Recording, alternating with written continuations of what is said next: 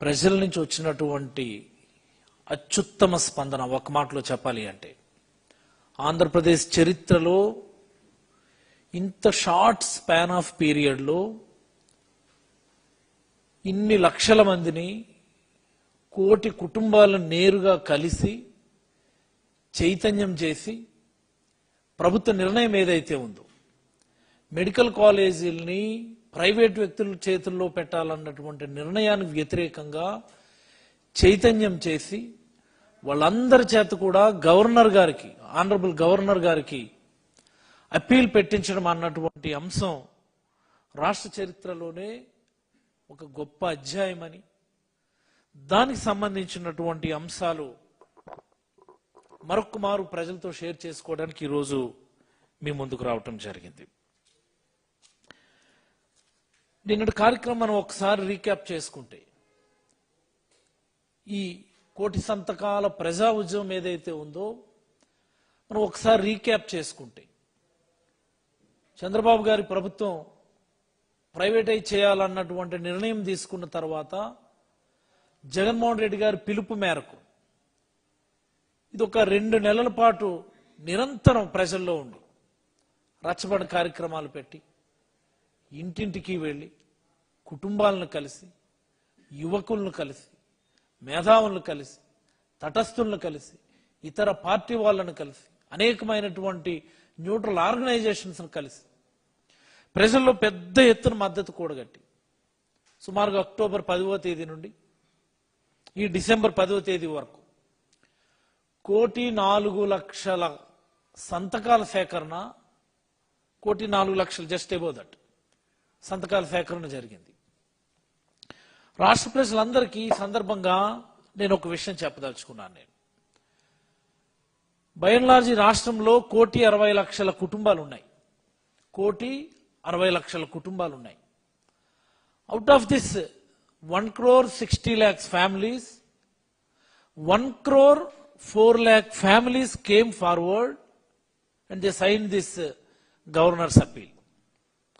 అంటే ఒక్క మాటలో చెప్పాలి అంటే ఈ రాష్ట్రంలో ఉన్నటువంటి మెజారిటీ కుటుంబాలు ఈ ప్రభుత్వ నిర్ణయానికి వ్యతిరేకంగా ఉన్నాయని ఈ సందర్భంగా ప్రజలందరికీ నేను మనవి చేయదలుచుకున్నాను.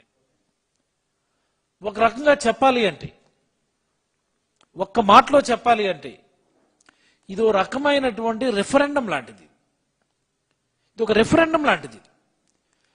ఎప్పుడైతే ఈ ఉద్యమం మొదలైందో, ఎప్పుడైతే వైఎస్ఆర్ కాంగ్రెస్ పార్టీ కార్యకర్తలు నాయకుడు ఆదేశాలని తూచా తప్పకుండా ఇంటింటికి వెళ్ళి చేరవేయగలిగినారు, ఎప్పుడైతే ప్రతి కుటుంబాన్ని కూడా కలవడం మొదలు పెట్టారు, అనేకమైనటువంటి అంశాలు చర్చకొస్తాయి. అక్కడ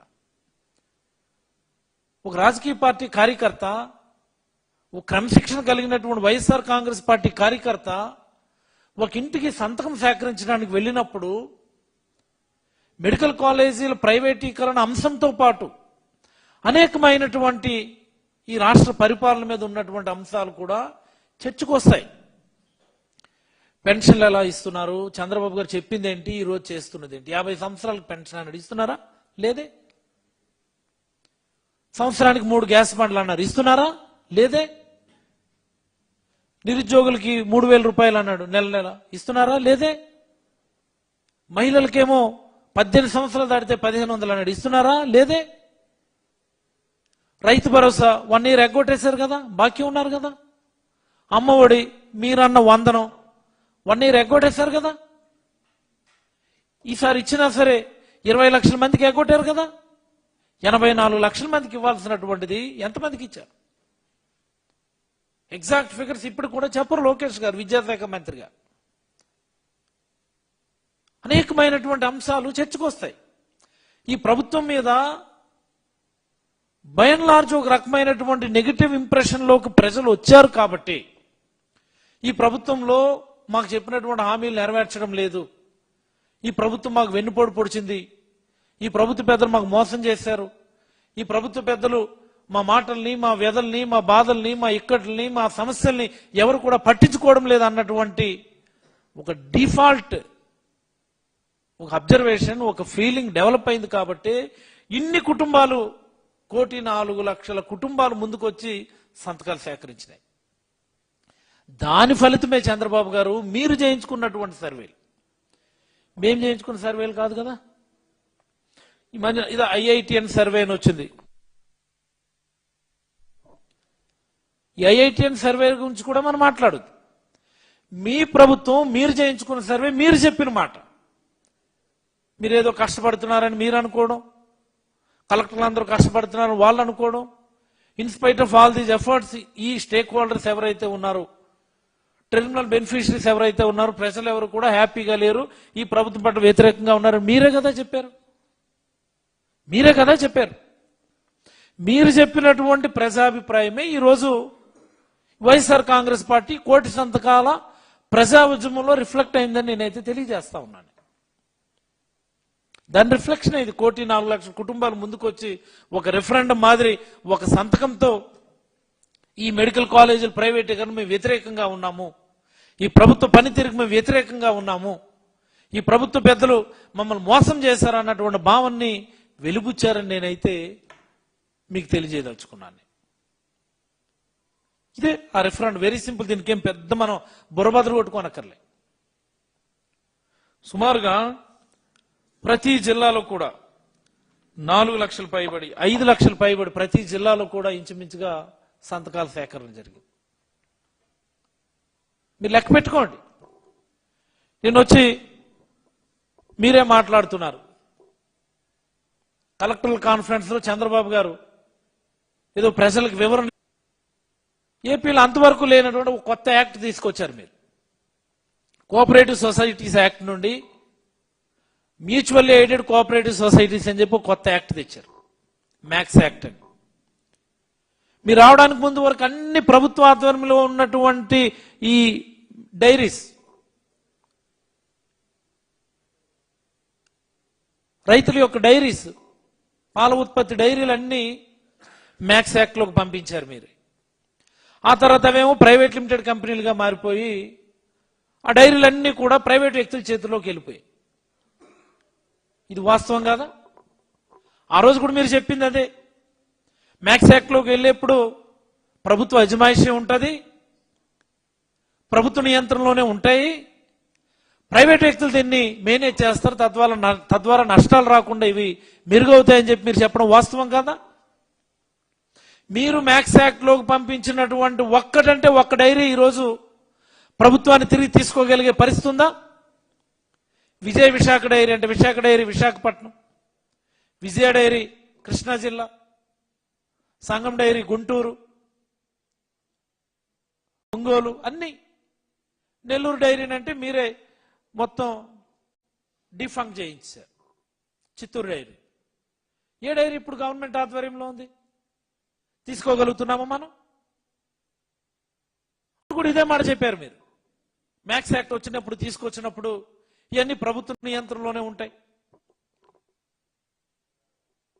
ప్రభుత్వమే నిర్దేశిస్తుంది, ప్రైవేట్ వాళ్ళు ఆపరేట్ చేస్తారని చెప్పి మీరు చెప్పారు. తీసుకురాగలిగామా? లేదే. ఆ రోజు ఈ షుగర్ ఫ్యాక్టరీస్ ప్రైవేటైజ్ చేసినప్పుడు కూడా మీరు ఇదే మాట చెప్పారు. చెరుకు రైతులందరికీ కూడా మీరు చెప్పారు. మీరు తీసుకురాగలుగుతున్నామా మనం ఏదైనా? ఒక్కటంటే ఒక్కటి. ఎందుకు ఇలాంటి అబద్ధాలు మాట్లాడతారు మీరు? జన్మతః అబద్ధాలు మాట్లాడడం మీకు అలవాటు. మీ అనుయాయులకి, మీ అనుచరులకి, మీ బినామీలకి, మీ సొంత మనుషులకి వాళ్ళ చేతిలో పెట్టడానికి మీరు చేస్తున్నటువంటి దుస్సాహసం తప్ప మరొకటి కాదు ఇది. ఇంకా కలబొల్లి మాట్లాడిన ప్రజలందరికీ అర్థమవుతుంది. ఇంకా మీరు వాళ్ళని కన్విన్స్ చేయడానికి మీరు మాట్లాడుతూ ఉన్నారు. పార్లమెంటరీ కమిటీ నివేదించింది, ఈనాడులో రాశారు పీపీపీ ముద్దు అని. వాళ్ళు అలా చెప్పారా? పార్లమెంటరీ కమిటీ ఏం చెప్పిందంటే చాలా స్పష్టంగా, there is a gap between aspirants of medical education and seats available in medical education. There is a gap. ఆ గ్యాప్ ను ఫుల్ఫిల్ చేయడానికి ఒక్కొక్క రీజన్ లో ఒక్కో రకమైనటువంటి మీరు బేసిక్ రిక్వైర్మెంట్స్ పెట్టుకోండి, అవసరమైతే మీరు ప్రైవేట్ ఇన్వెస్ట్మెంట్స్ ని ఎంకరేజ్ చేయండి అని చెప్పింది. It doesn't mean that private is better than government అని చెప్పి దాని మీనింగ్ కాదు కదా అది. ఐఎమ్ ఆస్కింగ్, ఇదే కదా చెప్పింది. ఆ గ్యాప్ను ఫుల్ఫిల్ చేయడానికి అవసరమైతే మీరు ప్రైవేట్ ఇన్వెస్ట్మెంట్స్ పెట్టించండి అని, అంతే తప్ప గవర్నమెంట్ ఆధ్వర్యంలో ఉన్న వాటిని ప్రైవేట్ వ్యక్తులకు ఇచ్చేమని కాదు. చక్కగా నీట్గా ఒక 2-3 సంవత్సరాల వ్యవధిలోనే 7 మెడికల్ కాలేజీలు పూర్తి చేశారు జగన్మోహన్ రెడ్డి గారు. కరోనా కష్టాలను విడిచిపెడితే 2-3 ఇయర్స్ పీరియడ్లోనే 7 మెడికల్ కాలేజ్ పూర్తి చేసాం. ఇంకో 10 మెడికల్ కాలేజీలు వేరియస్ స్టేజెస్లో ఉన్నాయి. వాటినే మీరు ప్రైవేట్ వ్యక్తుల చేతుల్లో పెట్టి ఇప్పుడేమో మీరు ప్రైవేట్ ముద్దని చెప్పి పార్లమెంటరీ స్థాయి సంఘం చెప్పింది కదా అని మాట్లాడతారా? ఎంత అన్యాయం ఇది. ఆ పార్లమెంట్ స్థాయి సంఘం వాళ్ళు కూడా మీ మాటలు వింటే అసహించుకుంటారు. అసలు మేము మాట చెప్పలేదు బాబు అని చెప్పి అంటారు వాళ్ళు కూడా. ఎక్కడ చెప్పలేదు అలా. ఇంత అన్యాయంగా మాట్లాడుతూ ఉన్నారు. అంటే మెయిన్ స్ట్రీమ్ మీడియా వాళ్ళు రాస్తున్నారు పార్లమెంటరీ స్థాయి సంఘం ప్రైవేట్ని ఎంకరేజ్ చేయమంది, ప్రైవేట్ ముద్దు, ప్రభుత్వం గవర్నమెంట్ వద్దు అన్నట్టు మాట్లాడుతూ ఉంటే చాలా ఆవేదన కలుగుతూ ఉంటుంది. డబ్బులు లేవు, డబ్బులు లేవు. ఏం డబ్బులు లేకపోవడం? నేను మా జగన్ సార్ చెప్పినట్టు ఒక రోజు కూడా కాదు, ఒక గంట యోగా ఖర్చుకి 300 కోట్లు ఖర్చు పెట్టారండి మీరు. గంట. అమరావతిలో నీళ్లు తోడే ప్రాజెక్టు, ఒక ప్రాజెక్ట్ అని చెప్పుకోవాలి మనం. అమరావతిలో నీళ్లు తోడే ప్రాజెక్టు సంవత్సరానికి ఒక 400 కోట్లు మీరు దాన్ని ఖర్చు పెడతా ఉన్నారు. ముళ్ళకంపలు కొట్టే ప్రాజెక్టు, అదో ప్రాజెక్ట్. అది అమరావతిలో ముళ్ళకంపలు కొట్టే ప్రాజెక్టు, దానికి 100 కోట్లు ఖర్చు పెడతా ఉన్నారు. మొన్న ఈ సీడ్ యాక్సిస్ రోడ్ నుంచి హైవే కనెక్టింగ్ 3 కిలోమీటర్ల రోడ్. అది road worth total 3 kilometres length. 540 కోట్లకు టెండర్ పిలిచారంటే కిలోమీటర్ 180 కోట్లు. వీటన్నిటికీ డబ్బులు ఉన్నాయా? అదేదో బ్రిడ్జ్ అన్నారు, 2 కిలోమీటర్ బ్రిడ్జ్కి ఏమో 1250 కోట్లు అన్నారు. మరి ఈ డబ్బులన్నీ ఎక్కడి నుంచి వస్తున్నాయి? వీటన్నిటికి మీకు డబ్బులు వస్తున్నాయి. 18 నెలల కాలంలో 2,70,000 కోట్లు అప్పు చేశారు మీరు. ఈ 18 నెలల కాలంలో 2,70,000 కోట్లు అప్పు చేశారు అక్షరాల. అంటే ఒక రోజుకి 505 కోట్లు. ఒక్క రోజుకి రాష్ట్రం చేస్తున్నటువంటి అప్పు రాష్ట్ర ప్రజలందరూ ఇది గమనించాల. ఈ రాష్ట్రంలో ఉన్నటువంటి విద్యావంతులు, మేధావులు, ఉద్యోగార్థులు, యువకులు, మహిళలు 50 మంది కూడా గమనించాల. ఒక రోజుకి రాష్ట్ర ప్రభుత్వం 505 కోట్లు అప్పు చేస్తుంది. ఒక రోజుకి. ఒక రోజు అప్పు ఒక మెడికల్ కాలేజ్ పూర్తవుతుంది. Please mark my word. ఒక రోజుకి రాష్ట్ర ప్రభుత్వం చేస్తున్నటువంటి అప్పుతో ఒక మెడికల్ కాలేజ్ పూర్తవుతుంది. ఇంకా మీరు ఎన్ని కలబోలు మాటలు చెప్తా ఉంటారు. మీరు మా దగ్గర డబ్బులు లేవు, మీరేమో ₹1 అప్పు చేయనక్కర్లేదు. ఆల్రెడీ అన్ని కూడా ఫైనాన్షియల్ టైప్స్ పూర్తయినటువంటి ఇన్స్టిట్యూషన్స్. అవి సెంట్రల్ సెక్టర్ స్కీమ్లోను, నాబార్డ్లోను కొన్ని ఆల్రెడీ పూర్తయినవి, special assistance from government of ఇండియాతో పూర్తి చేసినవి. మీరేం కొత్తగా అప్పులు చేయక్కర్లేదు దానికి సంబంధించి. ఆల్రెడీ అన్ని మన బడ్జెట్లో పొందుపరిచినవి. అవి డబ్బులు తీసుకొని కట్టడమే. కేవలం జగన్మోహన్ రెడ్డి గారి పేరు వస్తుందని, ఆ హ్యూమాంగ స్ట్రక్చర్స్ చూస్తే జగన్మోహన్ రెడ్డి గారి ఫేస్ కనిపిస్తుందని, మీరు జగన్మోహన్ రెడ్డి గారి ఇమేజ్ ప్రజలకి కనిపించకూడదని చేస్తున్నటువంటి కుట్ర తప్ప మరొకటి కాదు. మీకు నిజంగా చిత్తశుద్ధి లేదు. మీరు మాట్లాడతారు, మీరు Rushikonda building waste of money 260 కోట్లు, 260 కోట్లు పెట్టి ఋషికొండలో బిల్డింగ్ వేస్ట్ ఆఫ్ మనీ చేసామట. మరి మీరు ఇక్కడ ఈ వెలగపూడిలో ఒక సచివాలయం కట్టారు 1000 కోట్లతో. ఇప్పుడు ఎక్కడో మళ్ళీ కడుతున్నారు కొత్తగా ఇంకొక సచివాలయం అనేదో పెద్ద పెద్ద బిల్డింగ్లు కడుతు. మరి ఆ 1000 కోట్లు వేస్ట్ కదా? I'm just asking. నాకు బేసిక్ డౌట్ ఇది. 1000 కోట్లతో తాత్కాలిక సచివాలయం అని కట్టారు కదా, మళ్ళీ ఇప్పుడు పూర్తిస్థాయి సచివాలయం అని కడుతున్నారు కదా 1000 కోట్లు పెట్టి. మరి ఈ సచివాలయం 1000 కోట్లు అది వేస్ట్ కదా? జగన్మోహన్ రెడ్డి గారు ఋషికొండలో కట్టినటువంటి ఐకానిక్ బిల్డింగ్స్ పెట్టినటువంటి ఖర్చే వేస్ట్ తప్ప చంద్రబాబు గారు ఏది పెట్టినా అది సంపద సృష్టి. ఇది ప్రజలందరూ అర్థం చేసుకోగలగాలి. హైకోర్టు కట్టారు, తాత్కాలిక హైకోర్టు అని, ఓ 400 కోట్లు ఎంత పెట్టి, మళ్ళీ ఇప్పుడు హైకోర్టు అని చెప్పి ఇంకో దగ్గర కడుతున్నారు. అది వేస్ట్ కదా? అసలు దీనికి ఎవరు సమాధానం చెప్తారు? ఏ ప్రభుత్వ పెద్దలు సమాధానం చెప్తారు? మంత్రులు నిన్నటి నుంచి చూస్తా ఉన్నాం. సత్యకుమార్ యాదవ్ గారు, లేకపోతే పార్థసారథి గారు, ఆ పట్టాభి నోటికి ఏదొస్తుంది మాట్లాడుతూ ఉన్నారు. నోటికి ఏదొస్తాయి. దమ్ముంటే నన్ను అరెస్ట్ చేసుకోండి. ఎందుకు అయిపోతారు? ఆ టైం వస్తుంది. 2029లో ప్రభుత్వం మారుతుంది. ప్రభుత్వం మారిన తర్వాత ఈ వైద్య శాఖలో జరిగినటువంటి ప్రతి అవినీతి కుంభకోణం, ఒక మెడికల్ కాలేజే కాదు సత్యకుమార్ యాదవ్ గారు, 108, 104 అర్హత లేనటువంటి ఓ కంపెనీకి, భవ్య ఇన్ఫ్రా అన్నటువంటి కంపెనీకి L1 వాళ్ళకి రాకపోయినా L2 వాళ్ళకు వచ్చినా సరే వాళ్ళకి కట్టబెట్టారు. ఖచ్చితంగా దానిపైన విచారణ జరిగి తీరాల్సింది. MSIDCలో జరుగుతున్నటువంటి ప్రతి కొనుగోలు విచారణ జరిగి తీరవలసింది. ఆరోగ్యశ్రీ ట్రస్ట్ మోడల్ నుంచి హైబ్రిడ్ మోడల్లో పంపించడానికి సంవత్సరానికి ప్రభుత్వం మీద సుమారుగా 1000-1500 కోట్లు అదనంగా భారం మోపి 5 ఏళ్లలో సుమారుగా 7500 నుంచి 10,000 కోట్లు అదనం భారం మోపడం ఎవరి ప్రయోజనం కోసం కూడా విచారణ జరగాల్సిందే. ఈ మెడికల్ కాలేజీలు ఎందుకు ఎవరి చేతుల్లో, ఎవరి బినామీ చేతుల్లో పెడుతున్నారో, ఎంతెంత చేతులు మారుతున్నాయో, ఎంతెంత కలెక్షన్ జరుగుతుందో విచారణ జరగవలసిందే. అంతకు మించి ప్రైవేట్ వ్యక్తుల చేతిలో మీరు మెడికల్ కాలేజీలు పెట్టడం, వాళ్ళకేమో 2 సంవత్సరాల పాటు స్టాఫ్కేమో మీరు జీతాలు ఇవ్వడం, ఏంటి తమాషా ఇది? నాకు అర్థమవదు. ఏంటి తమాషా ఇది? భూములు ప్రభుత్వానివి, బిల్డింగ్లు ప్రభుత్వానివి, స్టాఫ్ గవర్నమెంట్ రిక్రూట్ చేసింది, జీతాలేమో 2 ఏళ్ల పాటు మీరు ఇస్తారా? ప్రైవేట్ వ్యక్తులు కాలేజీలు ఇచ్చి, ప్రైవేట్ వ్యక్తులు హాస్పిటల్స్ ఇచ్చి, అక్కడ ఉన్నటువంటి స్టాఫ్కేమో 2 ఏళ్ల పాటు గవర్నమెంట్ జీతాలు ఇస్తుందా?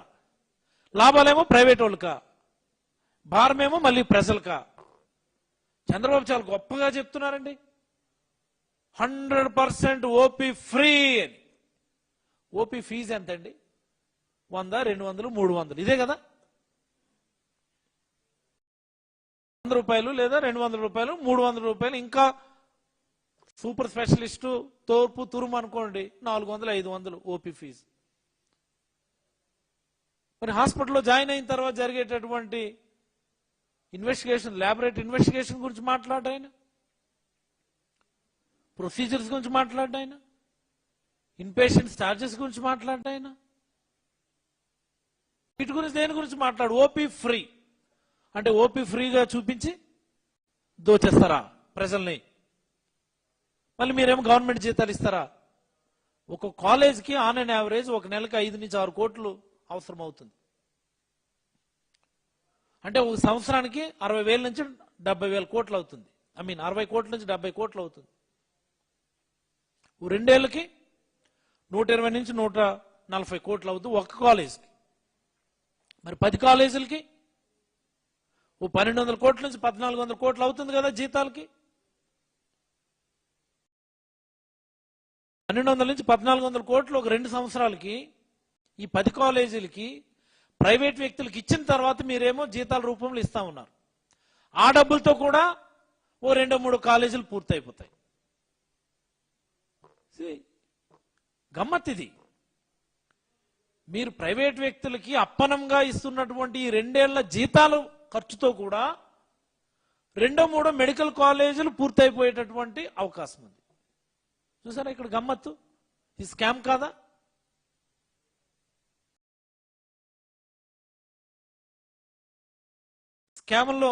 స్కాములకి బాబు లాంటి స్కామ్ కదా ఇది?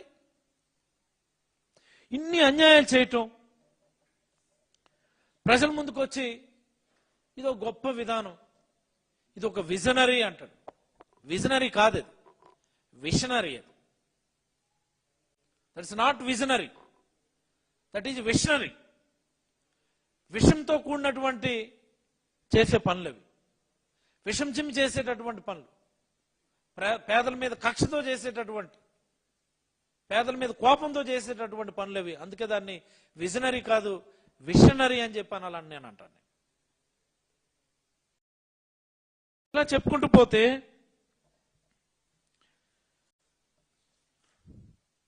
నిన్నటి జగన్మోహన్ రెడ్డి గారి గవర్నర్ ప్రోగ్రాం నన్ను అడిగితే ఇది ఒక రకమైనటువంటి ప్రజాభిప్రాయం, plebiscite, something like a plebiscite.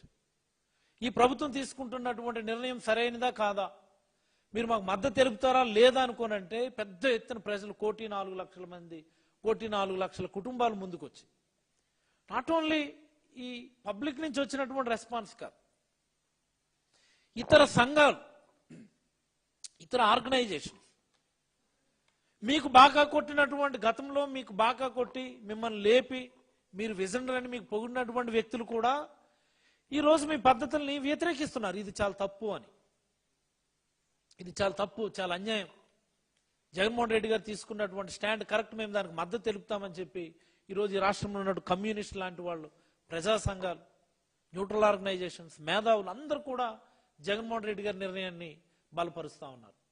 అయినా సరే మీరెవరు పద్ధతి మార్చుకోవడం లేదు, వెనక్కి తగ్గడం లేదు. ఏం పీక్కుంటారో పీక్కోండి అన్నట్టు మాట్లాడుతూ ఉన్నారు. ఆయన మీ తనయుడే మాట్లాడుతున్నాడు అలాగా.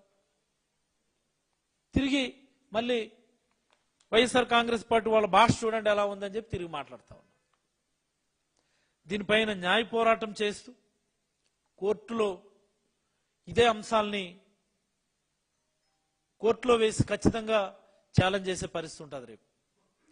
జగన్మోహన్ రెడ్డి గారు చెప్పినట్టు ఎవరెవరైతే ఈ కాలేజీలను తీసుకుని రావడానికి ముందుకు వస్తారో దయచేసి మీరు ఒకసారి ఆలోచించుకోండి. జగన్మోహన్ రెడ్డి గారు కోవిడ్ కష్టకాలాన్ని చూసి పబ్లిక్ హెల్త్ సెక్టార్ ఇంపార్టెన్స్ని దగ్గరుండి గ్రహించి పేదలకు మంచి జరగాల, ప్రజలకి అకౌంటబిలిటీ ప్రభుత్వం నుంచి ఉండాలన్నటువంటి ఉద్దేశంతో ఎంతో మంది పిల్లలు విదేశాలకు వెళ్ళి చదువుకొని కోవిడ్ టైంలోనే వాళ్ళ డిగ్రీలు రిజిస్ట్రేషన్లు అవ్వక పూర్తి కాక వీటన్నిటిని కూడా పరిగణలోకి తీసుకుని మనమే మెడికల్ సీట్స్ పెంచుదాం, మెడికల్ ఇన్ఫ్రాస్ట్రక్చర్ పెంచుదాం, ఒక మెడికల్ హబ్ ప్రతి జిల్లాలో క్రియేట్ చేద్దాం. ఒక మెడికల్ హబ్ క్రియేట్ అవుతుంది, ఒక మెడికల్ కాలేజ్ అంటే ఒక బ్రహ్మాండమైన హాస్పిటల్ వస్తుంది, నర్సింగ్ కాలేజ్ వస్తుంది, ఇతరత్ర ప్రైవేట్ ఆర్గనైజేషన్ దాని చుట్టూ వస్తాయి, ఉపాధి కలుగుతుంది, ఒక హబ్ క్రియేట్ అవుతుంది, ఒక డెవలప్మెంట్కి ఒక నోడల్ పాయింట్ అవుతుంది. అది ఇన్ని ఆలోచనలు చేసి తీసుకొచ్చినటువంటి ఆర్గనైజేషన్స్. వాటిని ఎవరో ఒక వ్యక్తి ముఖ్యమంత్రి స్థానంలో ఉన్నటువంటి వ్యక్తి తన నచ్చిన వ్యక్తులు కట్టబెట్టేస్తామంటే రాబోయే ప్రభుత్వం ఖచ్చితంగా చూసుకో, దానిపైన ఖచ్చితమైనటువంటి ఎంక్వైరీ జరుగుతుంది, ఖచ్చితంగా జరుగుతుంది ఎంక్వైరీ. ఇలాంటి అంశాలు చరిత్రలో మనకు చాలా ఉన్నాయి. ఇప్పుడు ఇండియా బంగ్లాదేశ్ వార్ టైంలో ఈ ఆయిల్ కంపెనీస్ పెట్టినటువంటి ఇబ్బందులు, ఇండియా బంగ్లాదేశ్ వార్ టైంలో ఆయిల్ కంపెనీస్ పెట్టినటువంటి ఇబ్బందులు చూసి ఆ రోజు ఇందిరాగాంధీ గారు ఆయిల్ కంపెనీస్ అన్నింటినీ కూడా జాతీయకరణ చేశారు, నేషనలైజేషన్ చేశారు. ఆయిల్ కంపెనీస్ నేషనలైజేషన్ జరగాలి, లేకపోతే మనం ఈ ప్రైవేట్ వ్యక్తులతో మనం పడలేము అని చెప్పి, అంటే ఏదో ఒక క్లించింగ్ పాయింట్ ప్రతిదానికి కూడా. లైక్ వైజ్ బ్యాంక్స్ ఆ మాదిరి ఇప్పుడు వచ్చినటువంటి సందర్భం ఇది. ఈ క్లించింగ్ పాయింట్ కరోనా అన్నటువంటిది, కోవిడ్ కష్టకాలం అన్నటువంటిది ప్రభుత్వాల్ని కళ్ళు తెరిపించేటటువంటి నన్ను అడిగితే కష్టమైనప్పటికీ కూడా ప్రభుత్వాల బాధ్యతను గుర్తు చేసేటువంటి ఒక అద్భుత అవకాశం. ఆ సమయంలో పరిపాలన చేసినటువంటి వాళ్ళకి ఆ కష్టం, ఆ బాధ తెలుస్తుంది తప్ప ఇతర రాష్ట్రాల్లో కూర్చొని జూమ్లో కూర్చొని కబుర్లు చెప్పేటటువంటి వాళ్ళకి తెలియదు ఆ కష్టం ఏంటో. అందుకని మీకు ఈ మెడికల్ కాలేజ్ ఇంపార్టెన్స్ మీరు గ్రహించలేకపోతా ఉన్నారు. జగన్మోహన్ రెడ్డి గారికి చంద్రబాబు గారికి ఉన్నటువంటి తేడాన్ని నేను చెప్పదలుచుకున్నాను. ఇది ఖచ్చితంగా రద్దు చేసేటటువంటి అవకాశం ఉంటుంది. Those private parties, those private alliances, who ever come forward, note చేసుకోండి, గుర్తుపెట్టుకోండి, ఖచ్చితంగా వీటిని మళ్ళీ రాష్ట్ర ప్రభుత్వంలో విలీనం చేయడం జరుగుతుందని నేనైతే హెచ్చరించదలుచుకున్నాను. నేను ఇన్ని జరిగిన తర్వాత కూడా చంద్రబాబు నాయుడు గారు చాలా మూర్ఖంగా ఇంకా ముందుకెళ్లాలన్నటువంటి ప్రయత్నం చేస్తే ఇది ప్రజల్లోనే ఓ రకమైనటువంటి తిరుగుబాటుకి కారణమయ్యేటటువంటి అవకాశం ఉంది. ఆల్రెడీ మీ నోటితోనే చెప్పారు ప్రభుత్వం మీద వ్యతిరేకత ఉందని. మీరు చేసుకున్న సర్వేలో వచ్చినటువంటి ఫలితం అది. లేటెస్ట్గా ఐఐటిఎన్స్ చేసినటువంటి సర్వే మీ ప్రజాప్రతినిధుల పట్ల, మీ ప్రభుత్వం పట్ల ప్రజల ఆలోచన ఎలా ఉందనేది మూడ్ ఆఫ్ ఏపీ పీపుల్ అన్నటువంటి సర్వే చూసినా సరే చాలా స్పష్టంగా చెప్తుంది అది ఈ ప్రభుత్వ పనితీరు ఎలా ఉంది.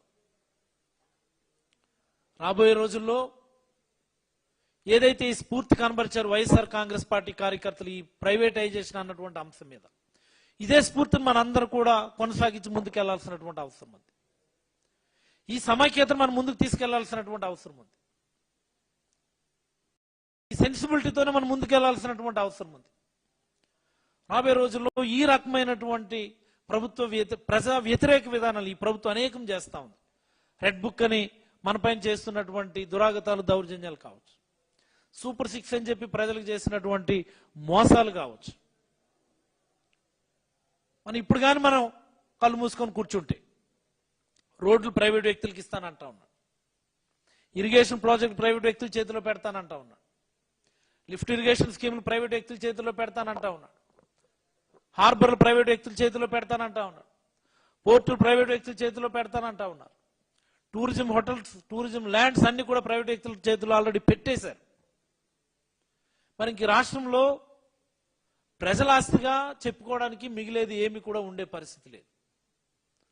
అందుకని ప్రజలే దీన్ని అడ్డుకోవాల్సినటువంటి పరిస్థితి ఉందని ప్రజలందరికీ కూడా విజ్ఞప్తి చేస్తూ వైఎస్ఆర్ కాంగ్రెస్ పార్టీ జగన్మోహన్ రెడ్డి గారి నేతృత్వంలో ఎప్పుడు కూడా ప్రజాపక్షం అని చెప్పి మరొక మారు తెలియజేసుకుంటూ సెలవు తీసుకుంటా ఉన్నాం. Any questions?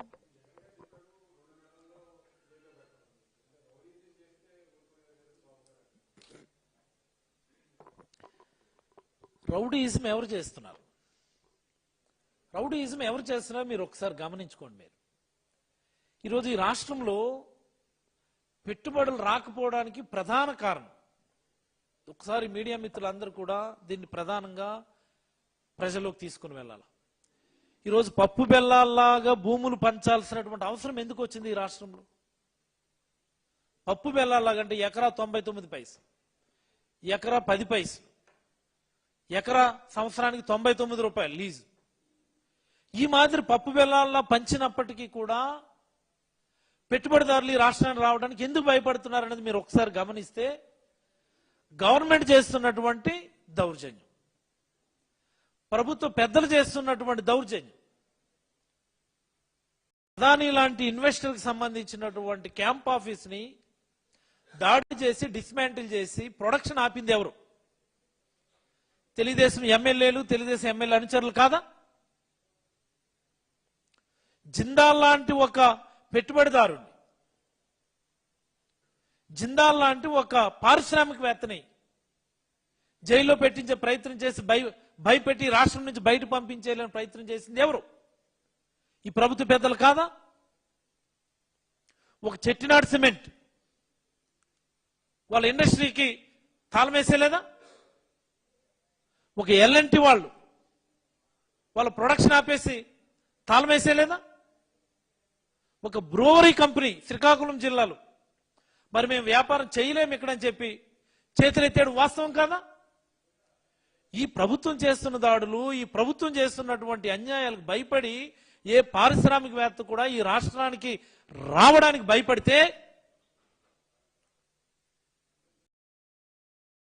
చివరికేమో ఫ్రీగా భూములు ఇచ్చి, రియల్ ఎస్టేట్ కంపెనీలకు కూడా ఫ్రీగా భూములు ఇచ్చి ఈ రాష్ట్రాన్ని రప్పించుకునేటటువంటి దౌర్భాగ్య స్థితిలోకి ఈ రోజు మనం వచ్చాం. మనం రౌడిజం చేస్తున్నది ఎవరు? రౌడిజం చేసింది ఎవరు? పెట్టుబడిదారులను భయపెట్టింది ఎవరు? దావోస్ వేలు ఉత్తి చేతులతో తిరిగి వచ్చింది ఎవరు? ఈరోజు ఈ రాష్ట్రంలోకి వస్తున్నటువంటి పెట్టుబడులన్నీ కూడా జగన్మోహన్ రెడ్డి గారు చేసినటువంటి కృషి. నేను చెప్పింది నిజం కాదా? గ్రీన్ ఎనర్జీలో వస్తున్నటువంటి పెట్టుబడులన్నీ కూడా జగన్మోహన్ రెడ్డి గారు చేసిన కృషి కాదా? I'm just asking. Green co, Adani, NTPC అన్ని జగన్మోహన్ రెడ్డి గారి కృషి. డేటా సెంటర్స్ జగన్మోహన్ రెడ్డి గారి కృషి. ఎవరు తీసుకొచ్చారు ఇక్కడికి అదాని డేటా సెంటర్ని? మీరు మీ సొంత మనుషులకి సత్వా అన్నటువంటి కంపెనీ రియల్ ఎస్టేట్ కంపెనీ అండి, వాళ్ళకి మీరు ఫ్రీగా భూములు ఇస్తారా? సమ్ ఏఎన్ఎస్ఆర్ అనుకుని ఏదో ఒక కంపెనీ, వాళ్ళు ఏదో వైజాగ్లో WTO వరల్డ్ ట్రేడ్ సెంటర్ లాంటి ఒక టవర్స్ కడతామంటే మీరు ఫ్రీగా ఇస్తారా? Is it not a real estate company? Raheja గ్రూప్కి ఇచ్చారు. Is it not a real estate company? మాట్లాడుతున్నారు. ఎవడు రౌడీజం చేస్తున్నాడు? సొంత మనుషులు మీరు భూములు ఇచ్చుకోవడానికి మీరు అప్పనంగా ఇస్తా ఉన్నారు.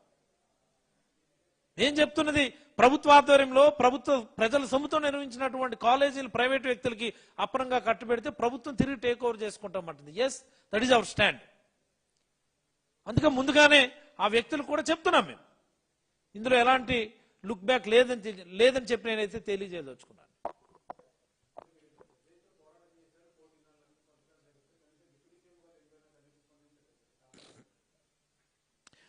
డిప్యూటీ సీఎం గారి మోటో అంటే I think maybe the question is above my what I mean grade అనుకోవచ్చు నేను. బట్ స్టిల్ ఒక మాట నేను చెప్పదలుచుకున్నాను. నేను ఆ మధ్యన ఎక్కడో బీఫ్ గోమాంసం సుమారుగా 1,00,000 టన్నులో 1,00,000 కేజీలు వైజాగ్లోనే ఒక గోడౌన్లో దొరికింది. ఇంత పెద్ద ఎత్తున బీఫ్ వ్యాపారం మీ రాష్ట్రంలో జరుగుతుంది, గోవధ జరుగుతుంది అని చెప్పి ప్రజలందరూ గగ్గోలు పెట్టారు. Just happen 1 month back. ఇదే కదా, ఒక్క మాట మాట్లాడారు ఆయన. ఒక్క మాట, చాలా ఆవేదనతో మాట్లాడుతున్నాను పవన్ కళ్యాణ్ గారు. మీరు ఒక్క మాట మాట్లాడారా? మీరు సనాతని కదా, మీరు హిందూ ధర్మ పరిరక్షకులు కదా. మీరు ఇంత పెద్ద ఎత్తున గోవధ జరిగి ఇంత పెద్ద ఎత్తున బీఫ్ ఎక్స్పోర్ట్స్ ఇక్కడి నుంచి జరుగుతూ ఉన్నాయి. ఇలాంటి పరిస్థితి జగన్మోహన్ రెడ్డి గారి హయాంలో ఎన్నడూ రాలేదు. ఇలాంటి చర్చ రాలేదు జగన్మోహన్ రెడ్డి గారి హయాంలో. అంటే అంత నీట్గా జగన్మోహన్ రెడ్డి గారు వ్యవస్థను కంట్రోల్లో పెట్టారు. ఎక్కడ ఎలాంటి అవాంఛిత ఇబ్బందులు లేకుండా, ఇలాంటి ఇలిసిట్ వ్యాపారాలు జరగకుండా. ఈరోజు మీ హయాంలో జరుగుతుంటే మీరు ఒక్క మాట మాట్లాడలేదు. జగన్మోహన్ రెడ్డి గారు మన పరకామణి ఇష్యూ మీద ప్రెస్ మీట్లో మాట్లాడారు. మ్యాగ్నిట్యూడ్ ఆఫ్ ద ప్రాబ్లం, కోర్టులో జరిగినటువంటి, లోక్ అదాలత్లో జరిగినటువంటి, జడ్జి ఆధ్వర్యంలో జరిగినటువంటి సెటిల్మెంట్కి సంబంధించి జగన్మోహన్ రెడ్డి గారు మాట్లాడితే గౌరవ ఉప ముఖ్యమంత్రి పవన్ కళ్యాణ్ గారు మీడియా ముందుకు వచ్చి అంటారు, మీ మతంలో జరిగితే మీరు ఇలాగే మాట్లాడతారా? మీ మతంలో జరిగితే ఇంత చిన్న సమస్య మీరు మాట్లాడతారా? నిజంగా ఎలాగా ఇది ప్రజాప్రతినిధులు అంటే ఇంక ప్రజలు ఏమి అబ్జర్వ్ చేయడం లేదని అనుకుంటారా? ప్రజలు ఏమి వీళ్ళ పద్ధతుల్ని, వీళ్ళ మాటల్ని ఎవరు అబ్జర్వ్ చేయడం లేదు, ఎవరు పట్టించుకోవట్లేదు, మనం మాట్లాడిందే వాళ్ళ చెవిలోకి చేరుతుందిలే అని అనుకుంటా ఉంటారా? సనాతనం అని చెప్పుకొని మీరు ఇంత పెద్ద ఎత్తున బీఫ్ వ్యాపారం జరుగుతుంటే మీరు మాట్లాడరు. పరకామణి గురించి జగన్మోహన్ రెడ్డి గారు కోర్టు పరిధిలో జరిగినటువంటి సెటిల్మెంట్ ఏం జగన్మోహన్ రెడ్డి గారు చేయలేదుగా, భూమన కరుణాకర్ రెడ్డి గారి దగ్గర నుంచి చేయలేదుగా. కోర్టు పరిధిలో లోక్ అదాలత్ అంటే కోర్టు పరిధిలో జరిగినటువంటి సెటిల్మెంట్ గురించి ఆ రోజు జరిగినటువంటి అంశాలు మాట్లాడితే మీ మతంలో జరిగితే మీరు ఎలాగే ఊరుకుంటారా అని అడగటం ఆయన యొక్క సంకుచిత భావాలకి ఇది ఒక నిదర్శనం. ఇది రాష్ట్ర ప్రజలందరూ కూడా గమనించాలి. కేవలం రాజకీయ ప్రయోజనాల కోసమే మతం గురించి ఆలోచించేటటువంటి వ్యక్తులు, మతాల గురించి మాట్లాడేటటువంటి వ్యక్తులు ఈరోజు రాష్ట్రాలని పరిపాలిస్తున్నారు అన్నటువంటి అంశాన్ని గమనించమని కోరుతున్నా. ఇంత జరుగుతున్నా ఆయన ఏం మాట్లాడరు. ఆయన నువ్వు ఏ ప్రశ్న అడుగు, మీరు ఏ ప్రశ్న అయినా అడగండి, 15 ఏళ్ళు యు ఆస్క్ ఎనీ క్వశ్చన్, మేము 15 ఏళ్ళు కలిసి ఉంటాం, 15 ఏళ్ళు మాకు అవకాశం ఇవ్వండి, ఒకటే పాట. You ask any kind of question, the answer is same, 15 ఏళ్ళు కలిసి ఉంటాం. అందుకని ఆయన ఏం మాట్లాడరు అంతే. ఇది రకమైనటువంటి కాంట్రాక్ట్ పాలిటిక్స్ నా ఉద్దేశంలో. It's kind of contract politics. 15 years contract, అది దట్ విల్ గో ఆన్. ధన్యవాదాలు. Thank you.